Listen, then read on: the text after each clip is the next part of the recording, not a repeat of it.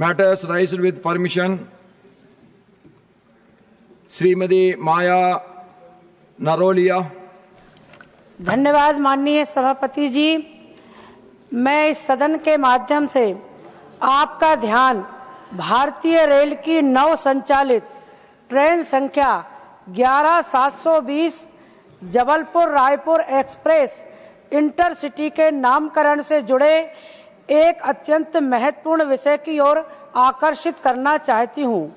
महोदय जी, भारत की सामाजिक जागरूकता और नैतिक मूल्यों को जन जन तक पहुंचाने में जैनाचार्य विद्यासागर जी महाराज का अविस्मरणीय योगदान रहा है। उन्होंने अपने 58 वर्षों के दीक्षा जीवन में शिक्षा, संस्कार, गोसेवा, नशा मुक्ति तथा अहिंसा के संदेश को देश के कोने कोने में पहुंचाया है।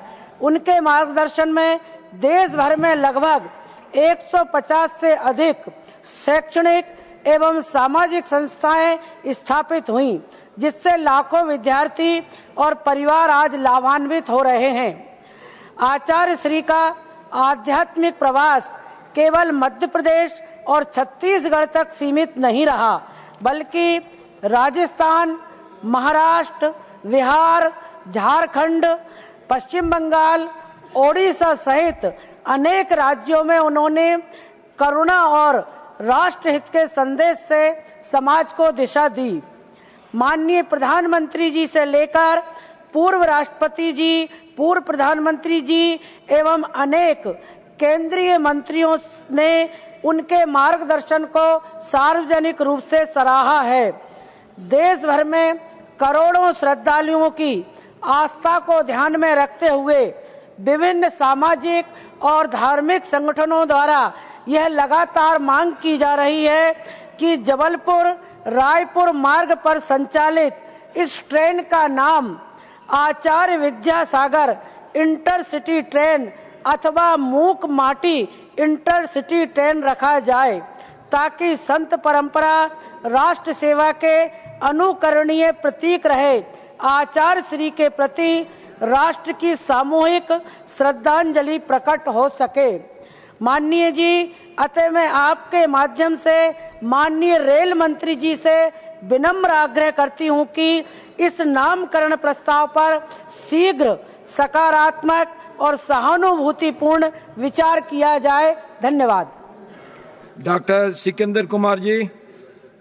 धन्यवाद सर।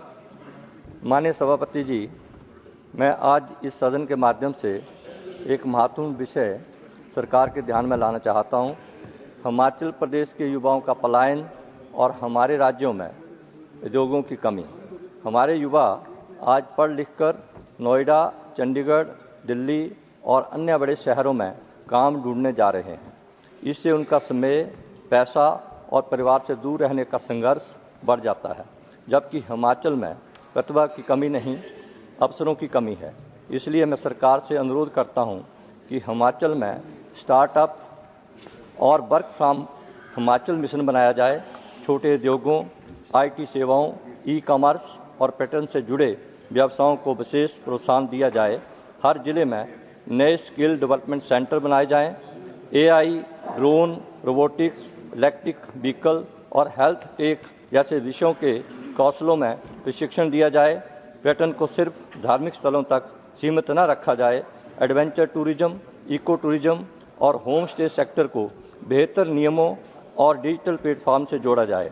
माननीय सभापति जी, मैं भारत सरकार से निवेदन करता हूं कि युवाओं से संबंधित इस विषय पर गंभीरता से विचार किया जाए, जिससे हमारे युवाओं को अपने ही प्रदेश में रोजगार मिलेगा, स्थानीय अर्थव्यवस्था तेजी से बढ़ेगी, जिससे पलायन रुकेगा और परिवारों की खुशियां वापस हिमाचल में रहेंगी। हमारा सपना रोजगार हिमाचल में, विकास हिमाचल का। इसी अपेक्षा के साथ मैं अपनी बात समाप्त करता हूं। धन्यवाद। श्रीमान नीरज डांगी जी। धन्यवाद आदरणीय सभापति महोदय, मुझे इस महत्वपूर्ण विषय को सदन में रखने का अवसर प्रदान किया। भारतीय संविधान के अनुच्छेद 346 और 347 के उपबंधों के अधीन रहते हुए किसी राज्य का विधानमंडल विधि द्वारा उस राज्य में प्रयोग होने वाली किसी एक या अधिक भाषाओं को उस राज्य के सभी या किन्हीं शासकीय प्रयोजनों के लिए प्रयोग की जाने वाली भाषा या भाषाओं के रूप में अपना सकेगा, परंतु जब तक राज्य का विधानमंडल विधि द्वारा अन्यथा उपबंध न करे तब तक राज्य के भीतर उन राजकीय प्रयोजनों के लिए उस भाषा का प्रयोग नहीं किया जा सकता। अगस्त 2003 में राजस्थान की तत्कालीन सरकार ने राजस्थान विधानसभा से प्रस्ताव पारित कर राजस्थानी भाषा को संविधान की 8वीं अनुसूची में शामिल करने का प्रस्ताव केंद्र सरकार को भिजवाया हुआ है। राजस्थान सरकार भी अन्य प्रदेश सरकारों की तर्ज पर संविधान के अनुच्छेद 345 के तहत स्थानीय भाषा को आधिकारिक भाषा की मान्यता चाहती है। राजस्थान में बोले जाने वाली राजस्थानी भाषा एक समृद्ध सांस्कृतिक विरासत वाली क्षेत्रीय भाषा है और राज्य की आबादी के एक महत्वपूर्ण हिस्से में बोले जाने वाली इस भाषा को आधिकारिक भाषा के रूप में मान्यता मिलने से इसे संरक्षित रखने और बढ़ावा देने के में मदद मिलेगी और शिक्षा, मनोरंजन व सरकारी प्रशासन सहित विभिन्न क्षेत्रों में रोजगार के अवसर पैदा होंगे। अतः माननीय सभापति महोदय, मैं आपके माध्यम से सरकार से आग्रह करना चाहता हूं कि अन्य प्रदेश सरकारों की तर्ज पर राजस्थानी भाषा को भी संविधान के अनुच्छेद 345 के तहत आधिकारिक भाषा की मान्यता प्रदान की जाए और संविधान की 8वीं अनुसूची में शामिल करने का अतिशीघ्र फैसला करे। जय राजस्थान। धन्यवाद। Doctor Anil Sukhdev Rao Bonde ji. Thank you, Honorable Chairperson, sir. Through you, I want to put the need to include the Him Libra, that is Emicizumab, in the National Essential Drug List for the hemophilia care. Sir, India has an estimated 130,000 people with the hemophilia, and those hemophilic association met me because only 28,000 have been formally diagnosed. The diagnostic facilities and limited access to the prophylactic treatment. Because of that, most patients have to face the episodes of the bleeding, and they have to go for the fresh frozen plasma or factor 8 infusion. Now, this is very costly, burdensome, and it is ineffective. The Hemlibra, which is available since 2019, is a subcutaneous long-acting prophylaxis with the proven clinical efficacy. It reduces the bleeding rates by up to 99%, and it is safer and easier to administer, especially for the children, and significantly improves the quality of the life. Some states such as Uttar Pradesh and Goa have taken proactive steps to provide the Hemlibra through the state programs. However, only around 3,000 patients are currently on Hemlibra, just 10% of the requirement. And because of the bleeding, they do have the problems in the knee, mortality, death rate is also more, and morbidity, the loss of the effective life is also lost. So I strongly urge, because this is an X-linked recessive hereditary disorder, the females are carriers and males are the patient. So I strongly urge the government to include the Hemlibra in the National Health Mission's essential drug list and to formulate national hemophilia treatment guidelines to ensure uniform life-saving care for all hemophilic patients. Thank you, sir. Shrimati Sangeeta Yadav. माननीय सभापति महोदय, आपका बहुत बहुत आभार कि आपने मुझे 0 आवर में बोलने का अवसर दिया। माननीय सभापति महोदय, मैं सरकार द्वारा वित्त पोषित वृद्धा आश्रम और अनाथालयों को परिवार आधारित निवास व्यवस्था से जोड़ने की तत्काल आवश्यकता की ओर ध्यान आकर्षित कराना चाहती हूँ। वर्तमान में विभिन्न राज्य समर्पित संस्थान बुजुर्गों और बच्चों को अलग अलग देखभाल उपलब्ध कराते हैं, परंतु ये संस्थान एक दूसरे से अलग थलग रहते हैं, जिससे पीढ़ियों के बीच संबंध बनाने का एक महत्वपूर्ण अवसर चूक जाता है। अटल वयो अभ्युदय योजना और चाइल्ड प्रोटेक्शन सर्विसेज जैसी योजनाओं के तहत बुजुर्ग और अनाथ बच्चों को आश्रय और देखभाल तो मिलती है, लेकिन अकेलापन और पारिवारिक सहयोग की कमी जैसी चुनौतियां आज भी अत्यंत गंभीर है। भारत में वरिष्ठ नागरिकों की संख्या वर्ष 2036 तक लगभग 23 करोड़ तक पहुंचने का अनुमान है, जो कुल जनसंख्या का 15% होगी। पालक पोषण एवं वरिष्ठ नागरिक कल्याण अधिनियम 2007 तथा इसका संशोधित अधिनियम 2019 बच्चों को अपने माता पिता की देखभाल करने हेतु कानूनी रूप से बाध्य करता है, फिर भी दुर्भाग्य से अनेक वरिष्ठ नागरिक वृद्धा आश्रम में उपेक्षा और अकेलेपन का जीवन व्यतीत करने को मजबूर हैं। माननीय सभापति महोदय, इसी प्रकार मिशन वात्सल्य नवीनतम सरकारी आंकड़ों के अनुसार वर्ष 2024-25 में देश भर में लगभग 62,000 बच्चे संस्थागत देखभाल गृहों अनाथालयों में रह रहे हैं। यदि इन संस्थानों को मिलाकर संचालित किया जाए तो बुजुर्ग बच्चों के मार्गदर्शक बन सकते हैं और बच्चे उन्हें भावनात्मक साथ दे सकते हैं, जिससे एक पारंपरिक संयुक्त परिवार जैसी व्यवस्था का सुदृढ़ रूप भी हम लोग को देखने को मिलेगा। माननीय महोदय, आपके माध्यम से मैं सामाजिक न्याय एवं अधिकारिता मंत्रालय तथा महिला एवं बाल विकास मंत्रालय से आग्रह करती हूं कि वे फैमिली केयर होम जैसी एकीकृत व्यवस्था का पायलट प्रोजेक्ट प्रारंभ करें, संयुक्त संचालन हेतु विस्तृत दिशा निर्देश तैयार करें और इसे राष्ट्रीय स्तर पर नीति के रूप में लागू किया जाए। यह महत्वपूर्ण पहल संसाधनों का बेहतर उपयोग सुनिश्चित करेगी, संवेदनशील वर्गों के जीवन स्तर में सुधार लाएगी और माननीय प्रधानमंत्री श्री नरेंद्र मोदी जी के नेतृत्व में समावेशी विकास की हमारी सरकार की प्रतिबद्धता को और सुदृढ़ करेगी। धन्यवाद। Doctor वानवेरॉय कार्लुकी।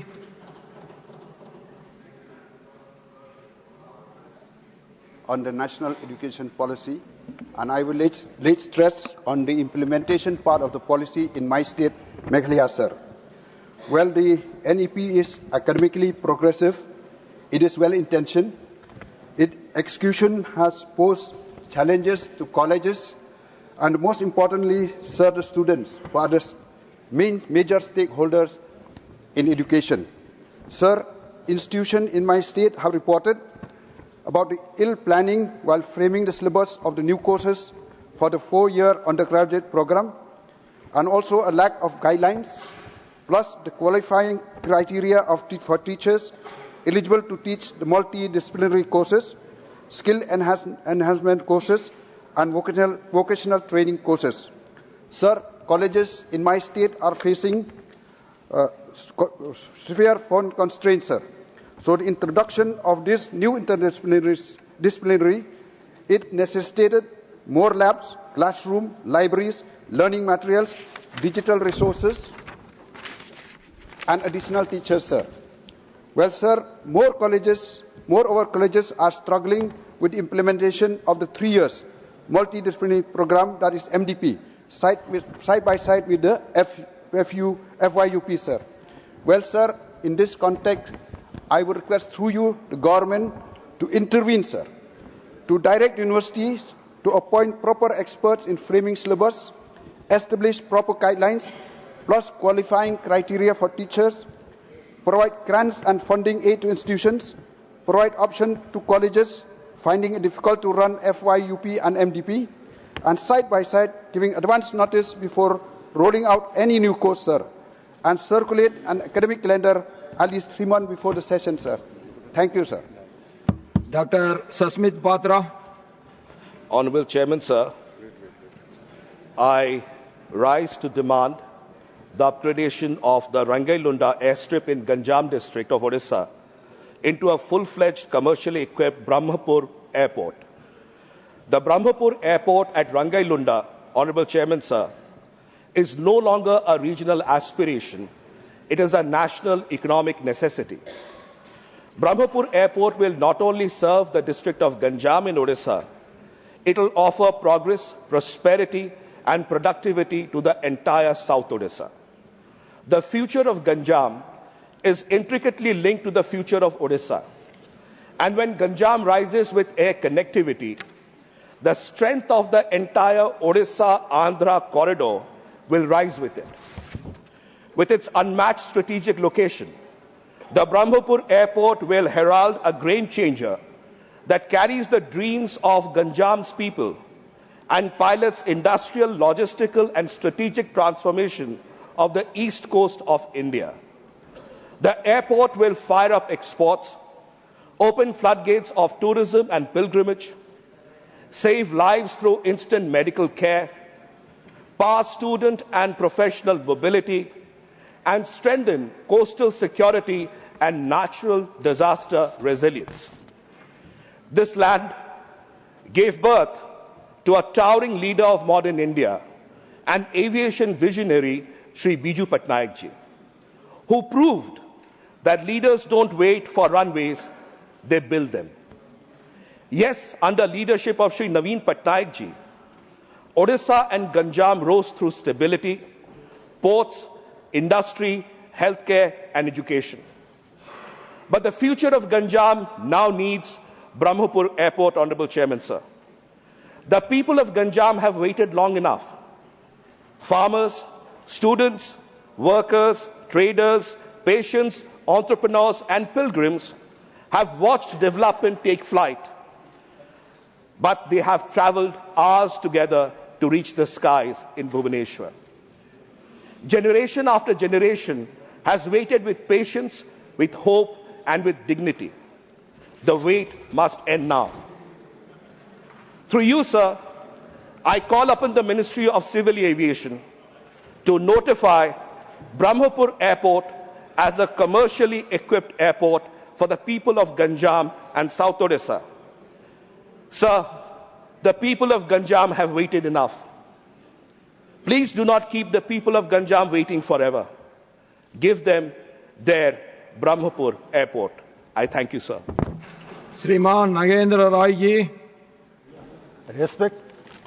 Respected sir, I would like to extract the ancient valiant history of the Maharaja Vishwasingha, founder of Koch dynasty of Northeast India, for naming the under construction Dhubri Fulbari bridge over the Brahmaputra Setu as Maharaja Vishwasingha Setu. Maharaja Vishwasingha had significant role for uniting the Koch and other tribal community in the northeast region and laid strong the foundation of Koch kingdom, whose was later known as Kuch Bihar. He defeated the Turki and Mughal during the reign on when there were leading havoc vandalism over the Hindus. Vishwasingha guided his son Maharaja Naranarayan and Silarai, army commander, to defeat the foreigner like Turkey and Mughal. Accordingly, Silarai established the naval force presently known as the Indian Navy. Brahmaputra River was the only corridor as a sea route. Bay of Bengal as sea route connected with the north and south of the Andaman Island, by whose Bharat was protected.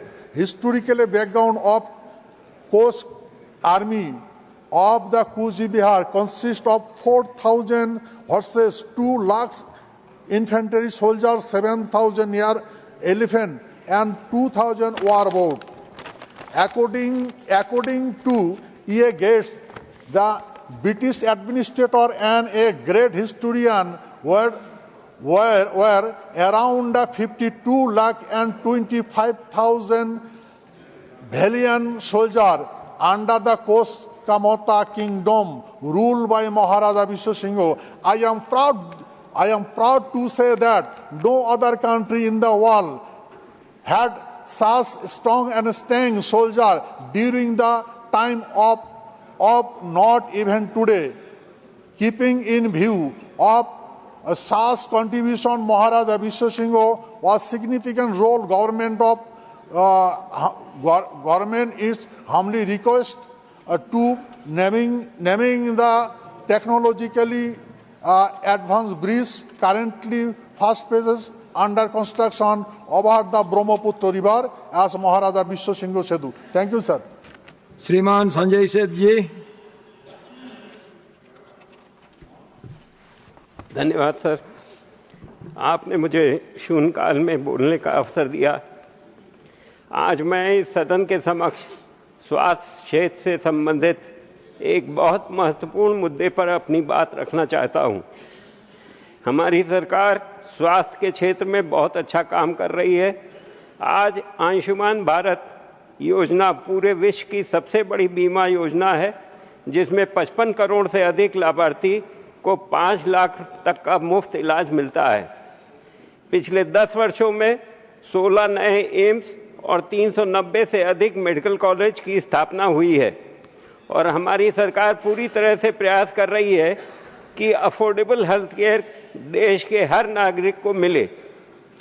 आज स्वास्थ्य क्षेत्र में सबसे बड़ी समस्या है cost of treatment का, और अगर किसी को लाइफ थ्रेटनिंग डिजीज जैसे कैंसर, हार्ट अटैक या लंग की कोई बीमारी हो जाए तो उसके उपचार में बहुत खर्चा आता है और मध्यम और गरीब परिवारों के लिए ये एक कठिनाई और चिंता का विषय होता है।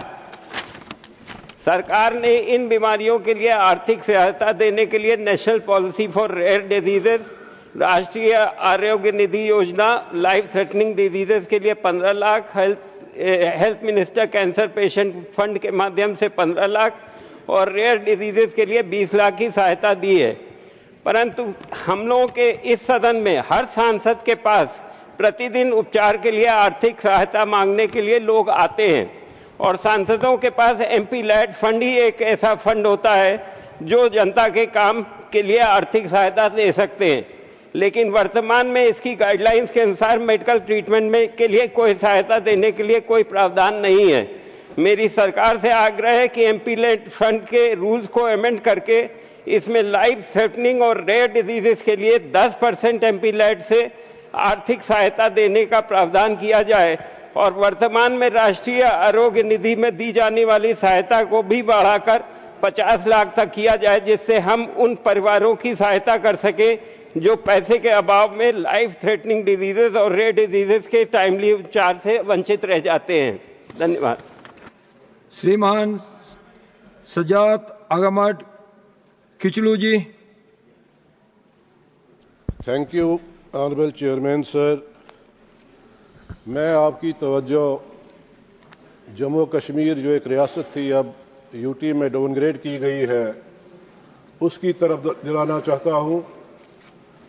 जनाबे वाला जम्मू कश्मीर एक वेलफेयर स्टेट है जहाँ हमारे रिसोर्सेज जो है न होने के बराबर है। जनाबे वाला एक ही हमारा वहाँ सोर्स है, वो है हाइड्रो पावर प्रोजेक्ट्स का। पूरे जम्मू कश्मीर में इस वक्त कई ऐसे प्रोजेक्ट हैं जो एनएचपीसी ने बनाए हैं और कुछ प्रोजेक्ट जो है वो जम्मू कश्मीर की JKPDCL बना रही है।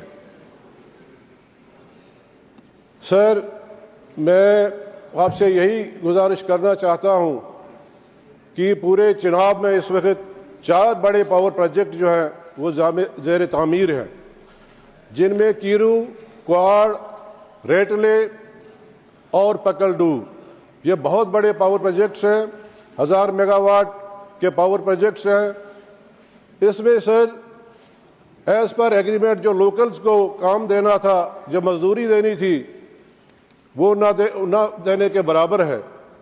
सर, एग्रीमेंट की वायलेशन हो रही है।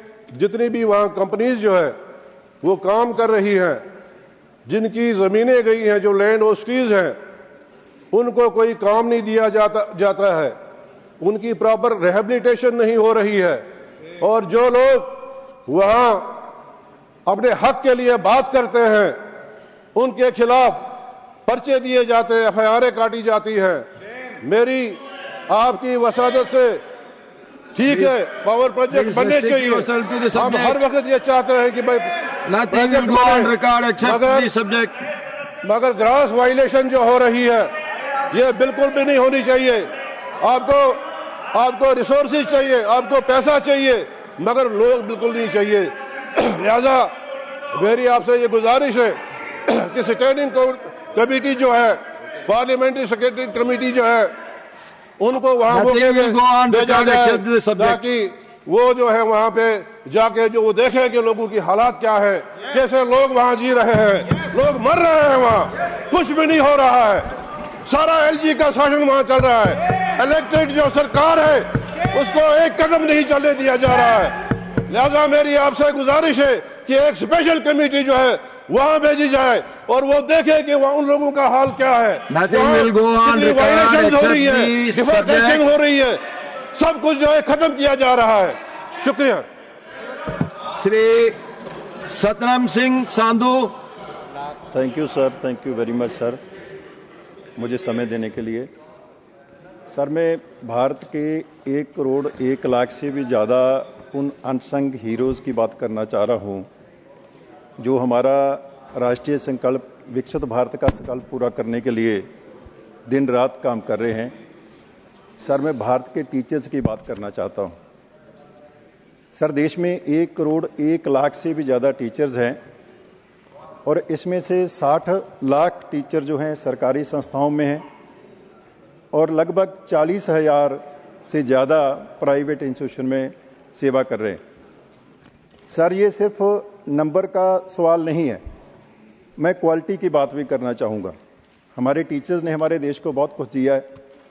आज़ादी की लड़ाई से लेकर विकसित भारत का सपना साकार करने तक आज भी हमारे टीचर हमारे देश को संवारने में, नेशन बिल्डिंग में लगे हैं। सर, स्टैनफोर्ड यूनिवर्सिटी अमेरिका की वर्ल्ड के टॉप 2% साइंटिस्ट की लिस्ट जारी करती है और मुझे खुशी है ये बताते हुए कि इस साल जो लिस्ट जारी की गई है उसमें से भारत के 6,239 टीचर जो हैं वो वर्ल्ड के टॉप 2% साइंटिस्ट में उनके नाम आए हैं। मैं इसके लिए देश को बधाई देना चाहूँगा। और सर, दुनिया की सबसे प्रेस्टिजियस रैंकिंग देने वाली एजेंसियों में एक है केयूस वर्ल्ड रैंकिंग और केयूस एशिया यूनिवर्सिटी रैंकिंग ने 2026 की लिस्ट जारी की है और उसमें भारत के 168 इंस्टीट्यूशन शामिल हैं और इस नंबर के साथ सर भारत चाइना के बाद दूसरा बड़ा देश एशिया में बना है।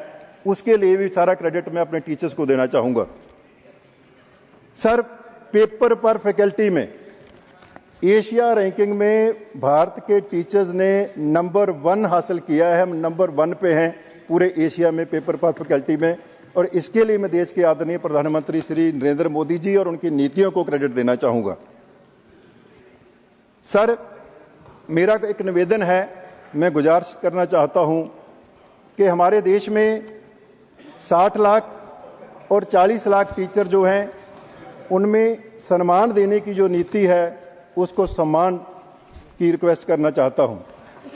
सर, हर साल हम टीचर्स को नेशनल अवार्ड, स्टेट अवार्ड देते हैं लेकिन ये सिर्फ सरकारी संस्थानों के टीचर्स को दिए जाते हैं। मैं निवेदन करना चाहता हूं कि आज देश को आगे बढ़ाने के लिए टीचर चाहे प्राइवेट संस्था का है चाहे वो सरकारी संस्था का है, उसका एक ही योगदान है, एक जितना ही योगदान है और सरकारी संस्थाओं के साथ हमारे प्राइवेट संस्थानों के टीचर्स को भी रिकॉग्निशन मिलनी चाहिए, उनको भी नेशनल और स्टेट अवार्ड श्रीमती दर्शना सिंह जी। धन्यवाद सभापति महोदय, आपने मुझे 0 आवर में बोलने का अवसर प्रदान किया। आज मेरा विषय है नारी अदालत। महोदय, मैं इस सदन का ध्यान नारी अदालत कार्यक्रम की ओर दिलाना चाहती हूं, जो माननीय प्रधानमंत्री श्री नरेंद्र मोदी जी के दूरदर्शी नेतृत्व में मिशन शक्ति के तहत शुरू की गई एक क्रांतिकारी पहल है।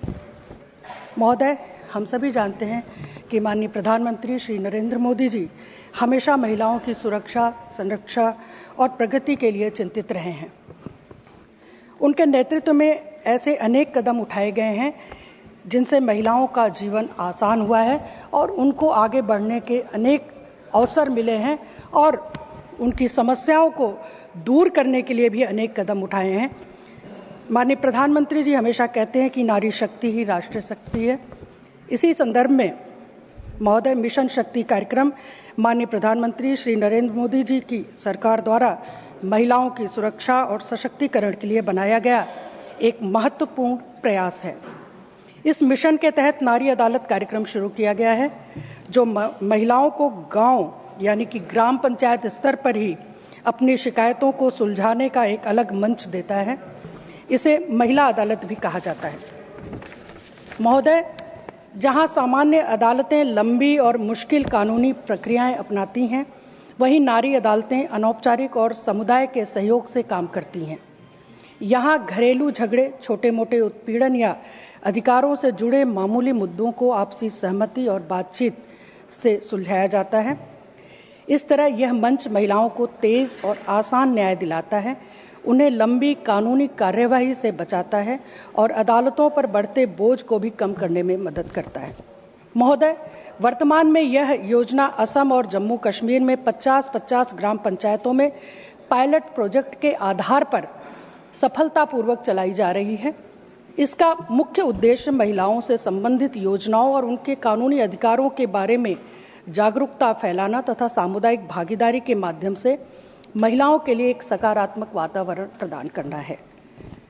महोदय, इस कार्यक्रम के माध्यम से गांव की महिलाओं को अपने ही स्तर पर आसान, सस्ता और जल्दी न्याय मिल रहा है, जिससे उनका आत्मविश्वास बढ़ा है और वो अपने अधिकारों को स्वयं समझकर निर्णय लेने लगी हैं। यह केवल एक सरकारी पहल नहीं बल्कि सशक्त महिला, सशक्त समाज के सपने को साकार करने वाला एक महत्वपूर्ण प्रयास है। अतः मैं इस सदन के माध्यम से महिला एवं बाल विकास मंत्री जी से अनुरोध करना चाहती हूं कि देश के सभी राज्यों में नारी अदालत कार्यक्रम को शीघ्रता से लागू किया जाए, जिससे हर महिला को सरल, सुगम और त्वरित न्याय मिले। धन्यवाद। श्रीमती रेणुका चौधरी जी। Sir, thank you for permitting me to raise the issue of what was promised on the floor of this House under the Andhra Pradesh Reorganization Act, where collectively the whole House, all political parties were party to the fact that some assurances given on the floor of this House would be implemented to the state of Telangana. Yesterday, my Chief Minister Revanth Reddy has hoisted Telangana Rising, 2 days of a global summit where international players have come in to look and invest in Andhra Pradesh. Yet, sir, 10 years after the assurance was given on the floor of this House, a large part of the promised rail manufacturing unit at Kazipet, and after the bifurcation, Rail Vikas Nigam Limited, no meaningful progress has taken place so far. Telangana's broader rail development is stalled. South Central Railways has completed the surveys.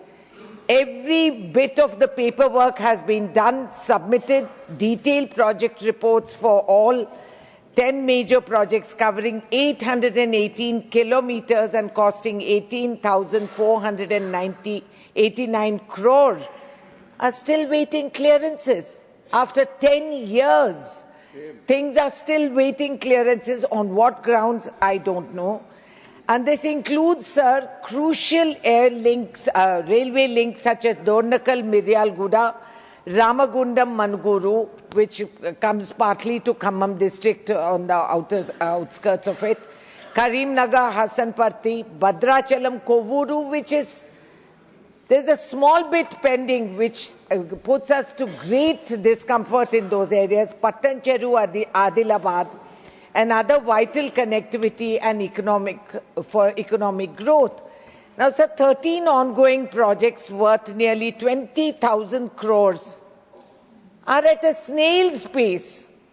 And we are talking of putting bullet trains and what have you, sir. When you don't complete what an assurance given on the floor of this House, it is making a mockery of the constitutional rules that we have established in this House, which need to be implemented and which are the rights of the citizens. This is not some meherbani coming from the centre.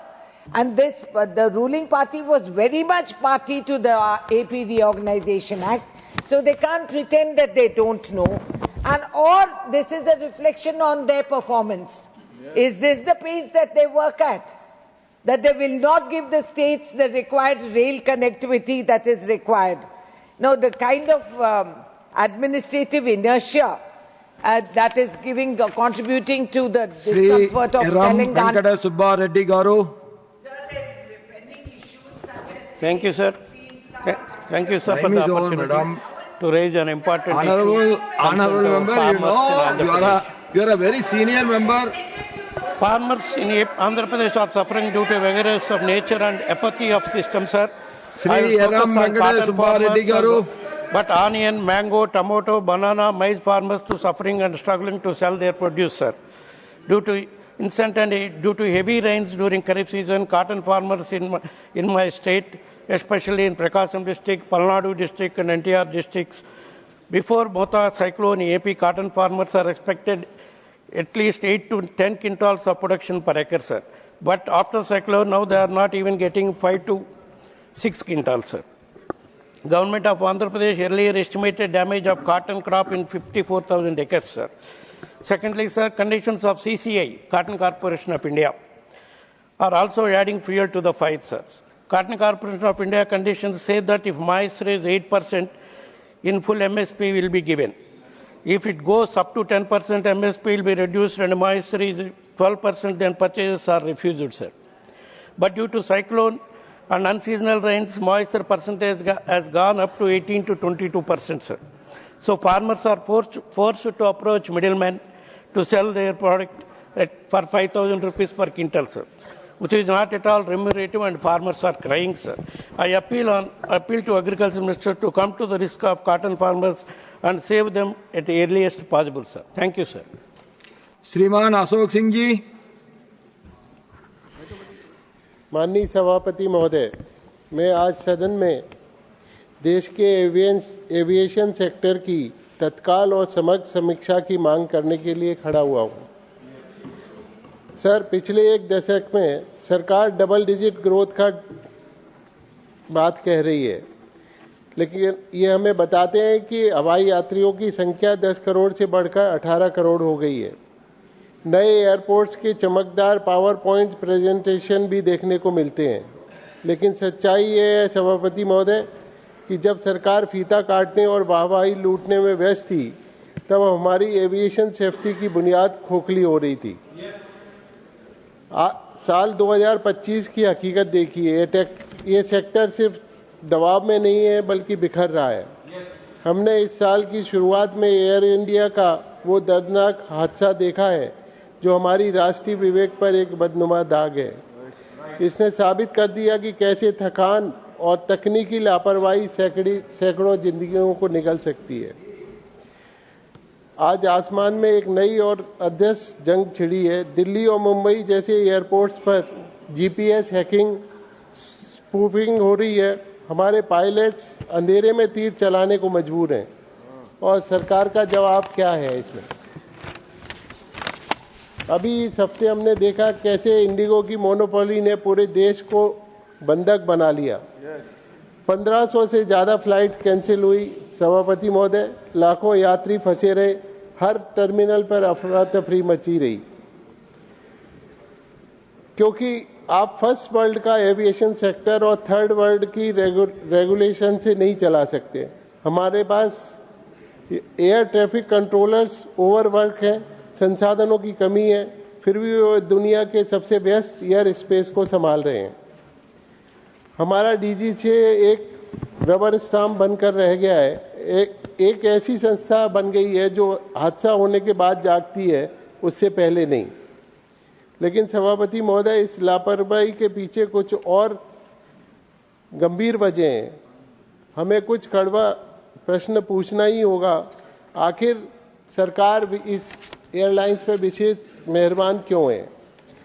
अभी पिछले 2-3 दिनों में electronic bonds की खबरें आ चुकी हैं। InterGlobe ने लगभग 50 करोड़ के बॉन्ड, इलेक्टोरल बॉन्ड खरीदे हैं। क्या सेफ्टी नॉर्म्स की धज्जियां इसीलिए नहीं उड़ाई गई और रेगुलेटर अपनी आंखें मूंद लेता है? क्या यात्रियों की सुरक्षा के लिए रिटर्न और इन्वेस्टमेंट जैसा मामला नहीं है?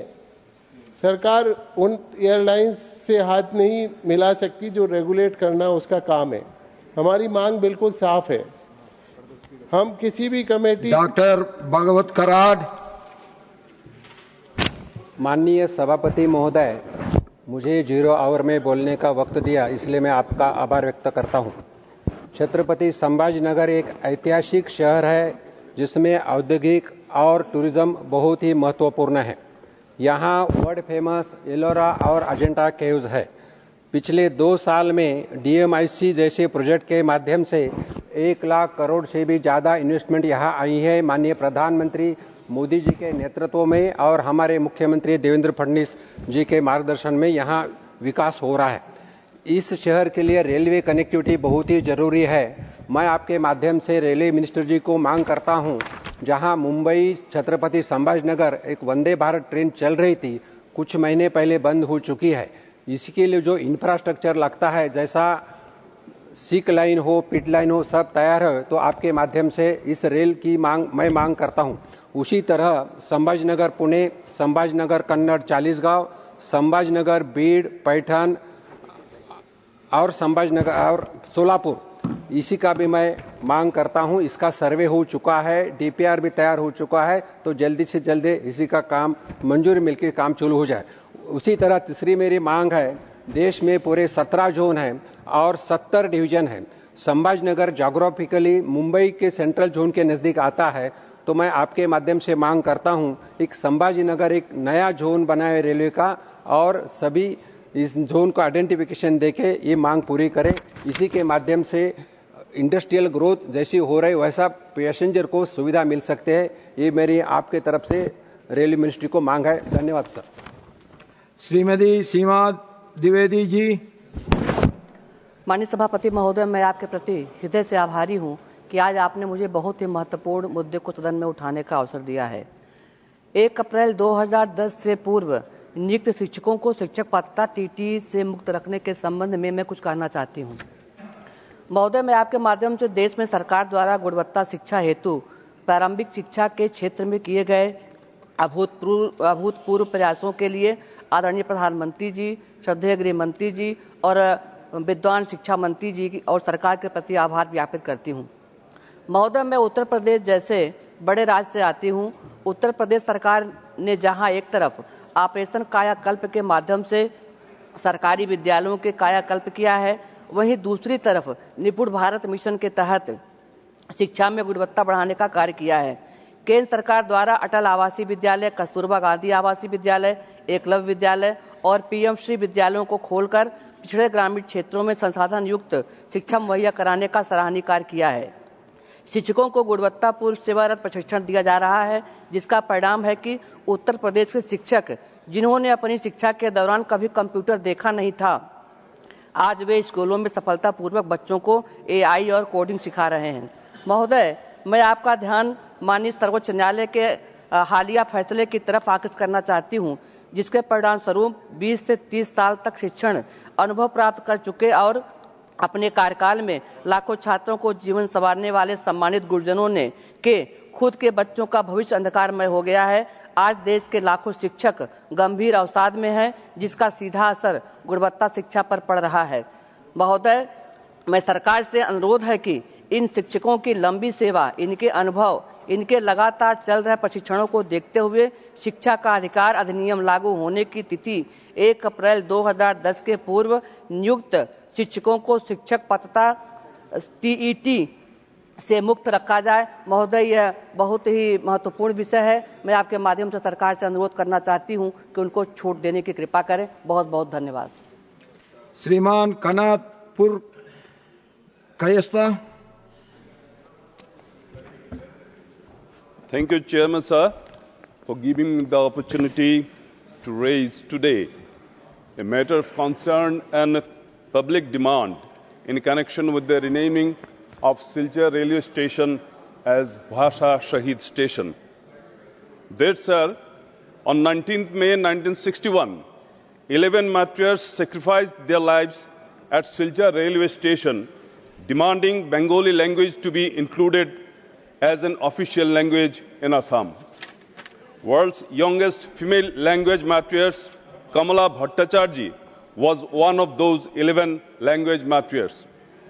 Since decades, the demand for renaming Silchar railway station as Bhasha Shahid Station is being made, but till date, the demand for lakhs of people have not been materialized. Sir, across India, railway stations, institutions and landmarks have been named after great leaders, historical events and martyrs. This Silchar railway station truly deserves such a tribute, the symbol of biggest language movement in independent India. renaming it as Bhasha Shahid Station, it is not just appropriate, but it is long overdue. Sir, it will remind future generations that language are not mere words. They are the identity of a people, the soul of a civilization. So, sir, I, on behalf of 50 lakh people of Barak Valley, sincerely request the government to consider the demand at the earliest. Thank you, sir. Shriman K. Vanna Lal Vanna.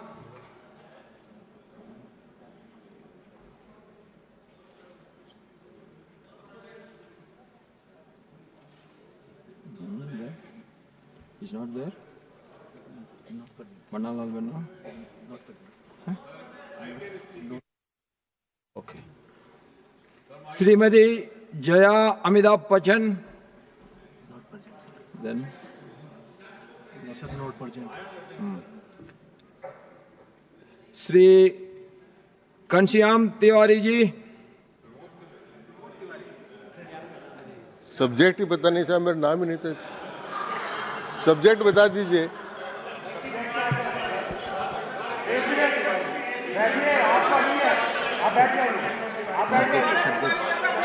Subject is demand for strong measures to curb narcotics trafficking in Rajasthan border areas and safeguard the youth. जी सभापति महोदय,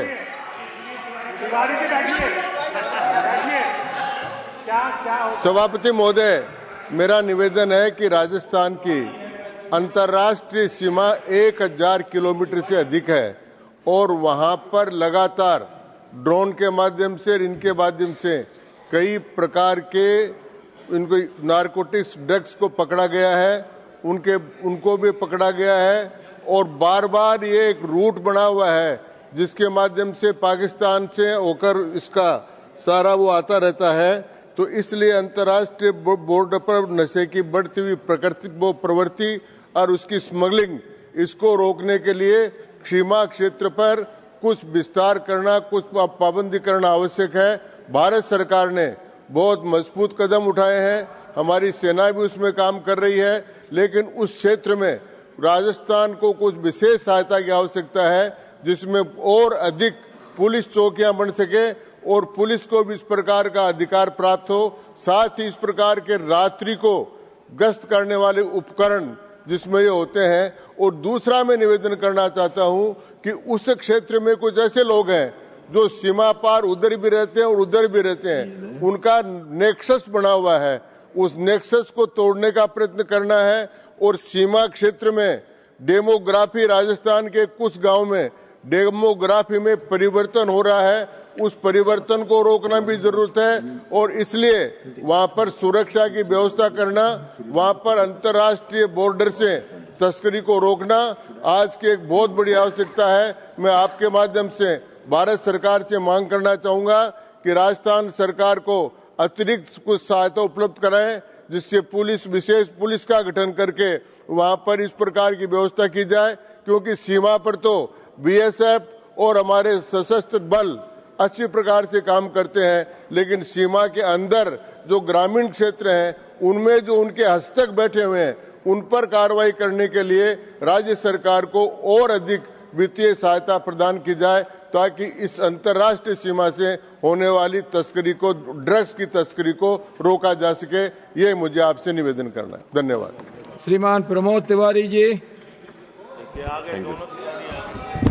अध्यापक पात्रता परीक्षा की अनिवार्यता. माननीय न्यायालय द्वारा दिनांक 1 सितंबर 2025 को दिए गए एक निर्णय के अनुसार कक्षा 1 से 8 तक अध्यापनरत सभी शिक्षकों के लिए उनकी नियुक्ति की तिथि चाहे जो भी हो, अध्यापक पात्रता परीक्षा टीटी को अनिवार्य कर दिया गया है. इस निर्णय के परिणाम स्वरूप उत्तर प्रदेश के लगभग 2 लाख शिक्षक तथा देश भर के लगभग 25 लाख शिक्षक असमंजस, तनाव और असुरक्षा की स्थिति में आ गए हैं. ये वो शिक्षक हैं जिन्हें शिक्षा का अधिकार अधिनियम 2009 एवं एनसीईटी की अधिसूचना 2010 के प्रावधानों के अंतर्गत विधिक नियुक्त किया गया था तथा जिन्हें उस समय मुक्त एग्जेम्प्टेड श्रेणी में रखा गया था. गैरतलब है कि अध्यापक पात्रता परीक्षा टीटी की बाध्यता विभिन्न राज्यों में अलग अलग तिथियों से लागू हुई। उत्तर प्रदेश में यह बाध्यता 27 जुलाई 2011 से प्रभावी की गई थी। इसके बावजूद जनपद न्यायालय के हालिया निर्णय द्वारा इन तिथियों से पूर्व नियुक्त शिक्षकों पर भी टीटी उत्तीर्ण करने की शर्त लागू कर दी गई। इस निर्णय के अंतर्गत ये प्रावधान किया गया है कि 27 जुलाई 2011 से पूर्व नियुक्त शिक्षकों को सेवा में बने रहने अथवा पदोन्नत हेतु न्यूनतम शैक्षिक योग्यता के साथ 2 वर्षों के भीतर टीईटी उत्तीर्ण करना अनिवार्य होगा तथा उन्हें अनिवार्य सेवानिवृत्ति दे दी जाएगी। माननीय सभापति महोदय, व्यवस्था न केवल अन्यायपूर्ण है बल्कि इसमें शिक्षकों के मनोबल पर प्रतिकूल प्रभाव, विद्यालय शिक्षक की निरंतरता में बाधा तथा शिक्षा व्यवस्था में व्यापक अस्थिरता उत्पन्न हो रही है। वर्षों से सेवाएं दे रहे अनुभवी शिक्षकों को अचानक सेवा मुक्त करने की आशंका शिक्षा के अधिकार की मूल भावना के विपरीत है। अतः मैं इस सदन के माध्यम से केंद्र सरकार से आग्रह करता हूं कि वह समुचित हस्तक्षेप करते हुए भारत सरकार के अधीन 25 अगस्त 2010 से पूर्व तथा उत्तर प्रदेश सरकार के अधीन 27 जुलाई 2011 से पूर्व नियुक्त शिक्षकों को सेवारत रहने एवं पदोन्नत हेतु टीटी उत्तीर्ण करने की अनिवार्यता से मुक्त करने हेतु आवश्यक वैधानिक, नीतिगत अथवा अनुचित कदम उठाए, जिससे लाखों शिक्षकों और देश की विद्यालयी शिक्षा व्यवस्था को संकट से बचाया जा सके। ये हस्तक्षेप शिक्षा के हित में होगा और ये मामला नौकरी से जुड़ा एक संवेदनशील मुद्दा है, अतः मानवीय आधार पर इसका निपटारा किया जाना चाहिए। मैं आपसे आग्रह करना चाह रहा हूं, एक ओर शिक्षकों के कमी के कारण छात्र की संख्या कम हो रही है, तमाम विद्यालय उत्तर प्रदेश में प्राथमिक बंद किए जा रहे हैं और राज्यों में भी यही स्थिति हो गई है। अतः शिक्षा के व्यापक हित में ये आवश्यक है कि जो ये मांग मैंने रखी टीटी से मुक्त किया जाए शिक्षकों से। ये देश के Selva Ganpati.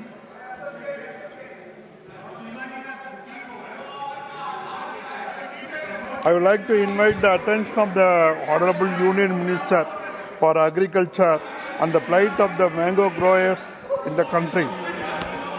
Sir, the abundant growth of mangoes in the session has cast a shadow on the marketing sphere. Despite large-scale harvest, they are unable to sell it to our production.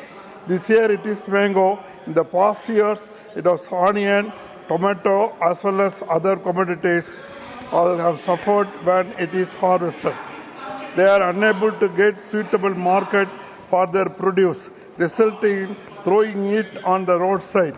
Our Honorable Modi ji government has encouraged all states, UTs to build an ultra-modern storage facilities to help the farmers who are in distress.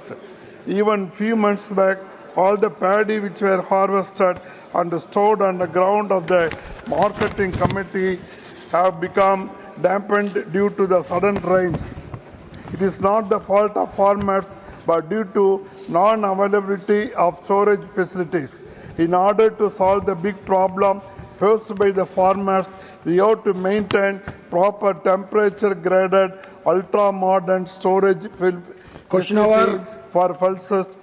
Question number 91, Srimati Kiran Chaudhary ji. Sir, question